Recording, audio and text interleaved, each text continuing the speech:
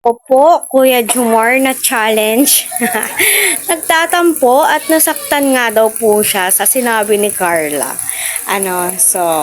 Yun ang nagiging inspirasyon ngayon ni Kuya Jumar, no? Ayan, mapagpalang umaga po sa ating lahat.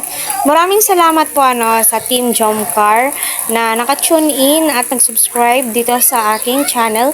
Ito po ay reaction video and reviews patungkol nga po sa kaganapan sa kanilang love story na tila ba'y nahuhulog na ang loob nila sa isa't isa at parang makatotohanan na nga po yung mga binabanat ni Kuya Jumar kay Carla. So, yun na nga po sinabi ni Carla na kahit na mataba ka, pogi ka pa rin. Oo nga naman, no. Kuya Jumar, no.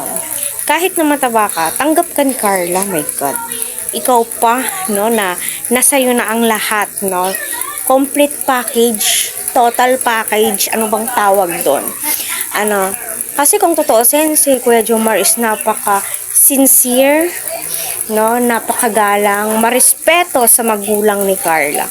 At unang-una, nire-respeto si Carla. Kaya kayo, minamahal ng mga supporters, sponsors, commentators, syempre, ang Team Kalingap, dahil nakita po nila kung gaano ka ka-sincere. So, panoorin muna natin to. Pasensya na po,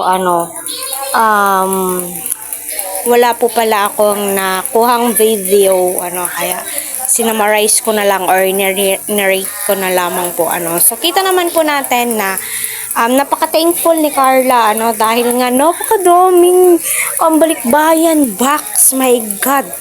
No, napakaswerte mo, Carla, dahil nga andyan yung mga sponsors mo na handang tumulong sa'yo. No, ikaw na yung susunod na pabahayan, kaya abang-abangan po natin yan. Maraming salamat kay Jumar at kay Kalinga Prab sa lahat ng effort ng K-Boys. Kasi kita po natin viral na viral po ngayon ang Jomcar.